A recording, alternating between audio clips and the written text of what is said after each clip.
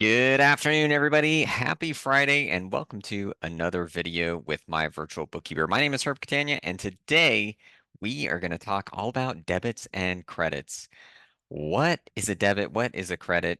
These are accounting terms that we use, and you've probably heard them referred just in other terms like a credit card or a debit card.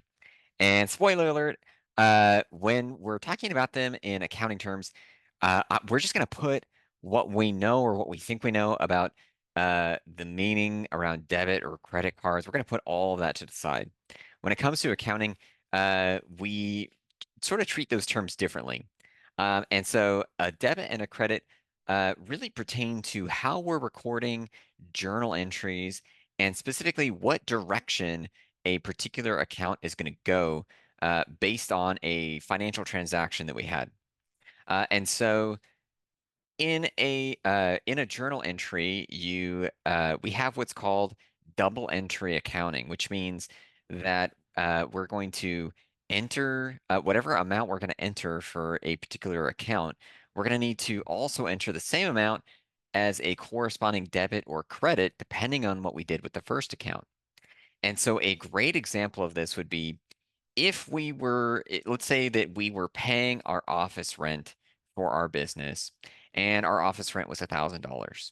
When we are recording that transaction in accounting, we're going to credit our cash because cash is going down. We just spent that.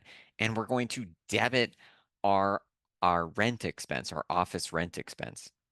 And so a great way that I like to think about it is we have what's happening to the money, right? What's happening to the asset. And then what does that mean, right? It's not a perfect way of thinking about it, but it does start to introduce this concept of double entry accounting.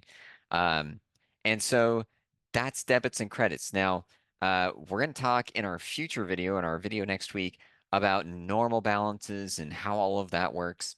But for now, just understand that debits and credits are labels. Debits and credits tell us the direction of an account, whether it's increasing, whether it's decreasing. And that happens when we are recording the journal entry. And so, yeah, there you have it. Debits and credits.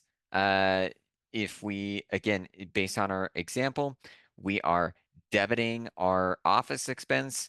And in this case, that means that our office expense is increasing and we are crediting our cash, which in this case means our cash is decreasing. So join us next week. We're going to talk all about normal balances and what all of that means, how we know whether it's increasing or decreasing. And I hope and trust that you learned something today.